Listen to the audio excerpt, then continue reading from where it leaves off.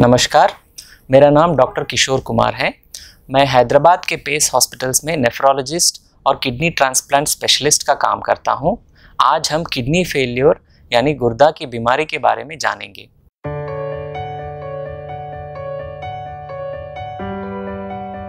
हमारे शरीर में दो गुर्दे हैं, एक राइट साइड और एक लेफ्ट साइड पेट के अंदर। गुर्दों का काम ये है कि हमारे शरीर में या खून में जो भी कचरा भर जाता है दिन ब दिन या वेस्ट प्रोडक्ट जिसको हम बोलते हैं, वो पेशाब के माध्यम से बाहर निकालना है। उसके अलावा शरीर में जो भी पानी ज़्यादा है वो पेशाब के माध्यम से बाहर निकाल देता है। इसके अलावा हड्डियों को तंदुरुस्त रखना और खून में एसिड बेस बैलेंस जो बोलते हैं हम, एसिड लेवल और बेस लेवल को सही स्तर में रखना, और इसके अलावा खनिजों का लेवल यानी सोडियम, पोटेशियम, कैल्शियम, फास्फोरस, इन खनिजों का लेवल खून में सही स्तर में रखना, ये भी गुर्दे का काम है।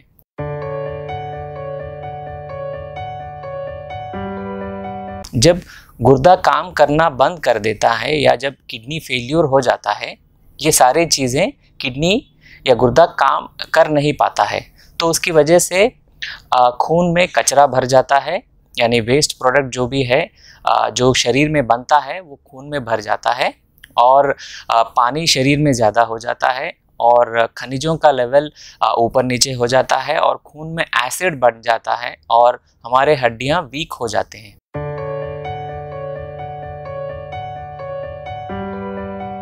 अगर हम पूरी दुनिया में देखेंगे तो किडनी फेल होने का मुख्य कारण ये है कि डायबिटीज़ और हाइपरटेंशन, डायबिटीज़ यानी शुगर की बीमारी और हाइपरटेंशन, हाई ब्लड प्रेशर, ये दोनों मुख्य कारण हैं पूरी दुनिया में किडनी फेल होने के।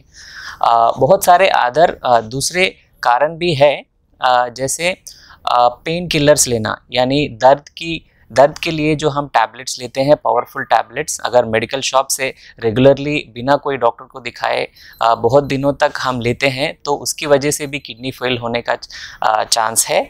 और जिनको यूरिन में इन्फेक्शन बार बार होकर किडनी इफेक्ट होता है, उसकी वजह से भी किडनी फेल हो सकता है। और कुछ आनुवांशिक बीमारियां, मतलब जेनेटिक डिजीजेस, जो एक पीढ़ी से दूसरी पीढ़ी में ट्रांसफ़र होता है, जेनेटिक डिजीजेस बोलते हैं, उसकी वजह से भी किडनी फेल हो सकता है। और एक और कैटेगरी है जिसका नाम है ग्लोमेरुलर डिजीजेस। ये बहुत ग्लोमेरुलर डिजीजेस के अंदर बहुत कारण है जिसकी वजह से भी किडनी फेल हो सकता है।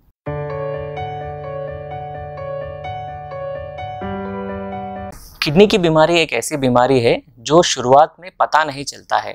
आदमी ठीक से ही रहता है, उसको कोई लक्षण नहीं रहते हैं। जैसा किडनी का बीमारी बढ़ जाता है, जैसा किडनी का जो भी बीमारी है उसका स्टेज बढ़ जाता है, तब लक्षण बाहर आते हैं। तो क्या लक्षण हो सकते हैं किडनी की बीमारी के? तो पेशाब कम आना और शरीर फूल जाना, पैरों का फूलना, और भूख नहीं लगना, उल्टी होना, खुजली होना, नींद ठीक से नहीं आना, और खून में ब्लड लेवल में यूरिया, क्रिएटिनिन लेवल बढ़ जाना, और ब्लड में एसिड बढ़ जाना, ये सभी किडनी फेल्यूर की वजह से हो सकते हैं।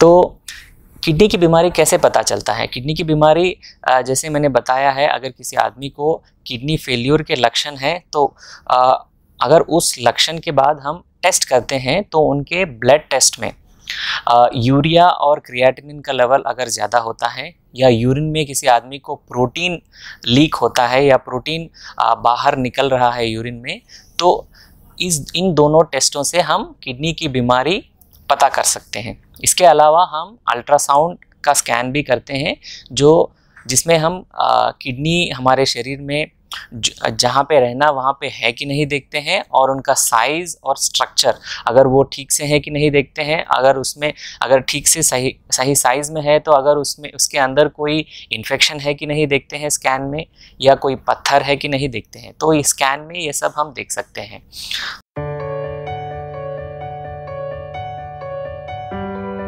किडनी की बीमारी दो तरह के होते हैं। एक एक्यूट किडनी इंजरी मतलब किडनी की बीमारी हाल ही में हुआ है और किडनी पूरा ठीक होने का चांस है ऐसे कंडीशन में। दूसरा तरह का किडनी की बीमारी है chronic kidney disease. Chronic kidney disease मतलब किडनी की बीमारी 3 महीने के ऊपर से है और ये पूरा रिकवर होने का चांस कम है।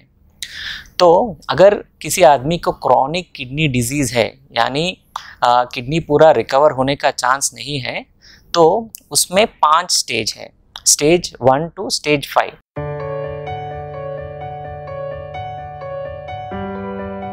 तो जैसे मैंने पहले ही बताया है, किसी आदमी का अगर किडनी पूरा फेल हो जाता है, 2 ही रास्ते हैं, एक किडनी ट्रांसप्लांट करना या डायलिसिस पे रहना। पहले हम डायलिसिस के बारे में बात करेंगे। डायलिसिस का मतलब ये है कि खून को साफ करना है। जो भी किडनी का काम करता है, जो भी किडनी काम करता है हमारे शरीर में, जो है कचरा निकाल देना, वो हम बाहर किसी मशीन या फिल्टर के ज़रिए हम करते हैं, उसको हम डायलिसिस बोलते हैं। तो डायलिसिस में भी 2 तरह के डायलिसिस हैं, एक हीमोडायलिसिस और एक पेरिटोनियल डायलिसिस। हीमोडायलिसिस में खून को डायरेक्टली फिल्टर किया जाता है एक फिल्टर में। तो हीमोडायलिसिस के लिए पहले पेशेंट को एक फिस्टुला बनाना पड़ता है हाथ में। हाथ में एक फिस्टुला मतलब छोटा ऑपरेशन करके 2 नसों को जोड़ा जाता है, जिसको हम बोलते हैं आर्टेरियोवेनस फिस्टुला।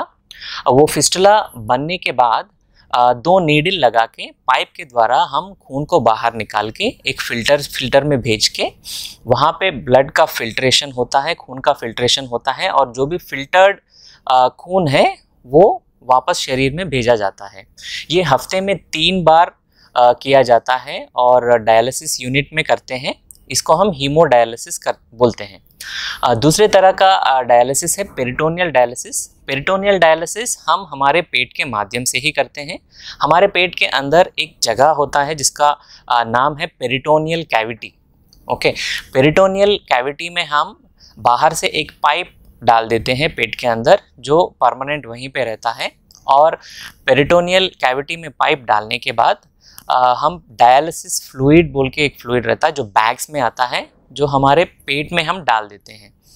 पेट में डालने के बाद जो भी फ्लूइड हम डालते हैं, 2 लीटर का फ्लूइड, उसमें पूरा कचरा हमारे खून से उसमें ट्रांसफ़र हो जाता है और हमारे शरीर में जो भी ज़्यादा पानी है उसमें आ जाता है। और 6 से 8 घंटे के बाद जो भी हमने वो डायलिसिस फ्लूइड पेट के अंदर डाला है उसको फिर से उसी पाइप के द्वारा बाहर निकाल देते हैं और निकालने के बाद नया पैकेट डाल देते हैं। तो ऐसा वाला डायलिसिस जो हम पेरिटोनियल डायलिसिस बोलते हैं, इसको हम डेली करना है। इसका नाम है continuous ambulatory peritoneal dialysis.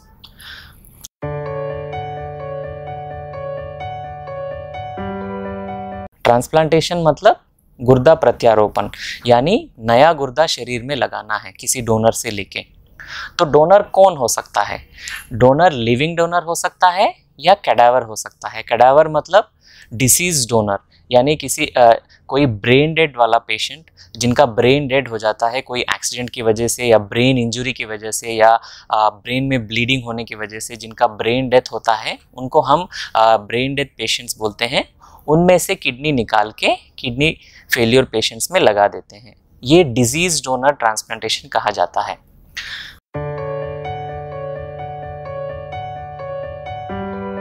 Hundred 100% kidney transplantation better है डायलिसिस पे रहने से, क्योंकि डायलिसिस जो हम करते हैं वो किडनी का पूरा काम नहीं करता है। सिर्फ जो भी कचरा शरीर में भर जाता है और जो भी एक्स्ट्रा पानी शरीर में भर जाता है वो हफ्ते में 3 बार या पेरिटोनियल डायलिसिस में हम बाहर निकाल देते हैं, मगर पूरा किडनी का काम वो प्रोसेस नहीं करता है। किडनी का दूसरा काम क्या होता है, जो मैंने बताया कि हड्डियों को तंदुरुस्त रखना, खून का हेमोग्लोबिन लेवल नॉर्मल रखना, खनिजों को नॉर्मल लेवल में रखना और बहुत सारे अदर काम है जो किडनी करता है, वो डायलिसिस में किया नहीं जाता है।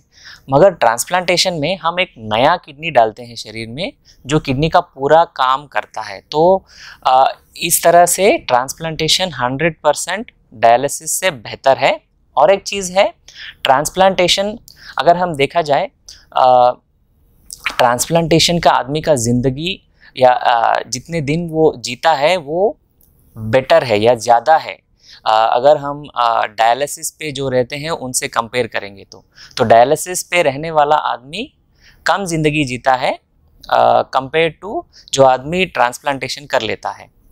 तो ट्रांसप्लांटेशन 100% या उससे भी ज़्यादा बेहतर है डायलिसिस से अगर हम कंपेयर करेंगे तो।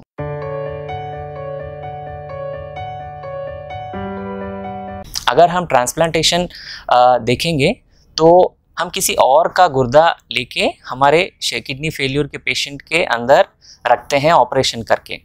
तो गुर्दा किसी और का है तो हमारा शरीर उसको रिजेक्ट कर देता है। रिजेक्ट मतलब हमारा शरीर का एक क्षमता है कि हम बाहर का इन्फेक्शन या शरीर से बाहर जो भी अंदर आ जाता है उसको फाइट करता है, उससे फाइट करता है। हमारे रोग निरोधक शक्ति जो बोलते हैं वो उसको अटैक करके या इन्फेक्शन को अटैक करके उसको निकाल देता है शरीर से। वैसे ही अगर हम किसी और का गुर्दा हमारे शरीर में लगा देते हैं तो हमारा रोग निरोधक शक्ति वो जो नया गुर्दा हम डालते हैं उसको रिजेक्ट करके उसको डैमेज करने का चांस है। तो वैसा नहीं होने के लिए हम किडनी ट्रांसप्लांटेशन पेशेंट्स को कुछ टैबलेट या दवाएं देते हैं जिसकी वजह से उनका रोग निरोधक शक्ति कम हो जाता है। अगर रोग निरोधक शक्ति कम हो जाता है तो उनका इन्फेक्शंस आने का रिस्क है। तो ट्रांसप्लांटेशन के बाद नया किडनी डाल देते हैं और किडनी ठीक से काम करता है, मगर ट्रांसप्लांटेशन का रिस्क ये है कि किडनी रिजेक्ट हो सकता है और पेशेंट को ट्रांसप्लांट के बाद इन्फेक्शन होने का चांस है।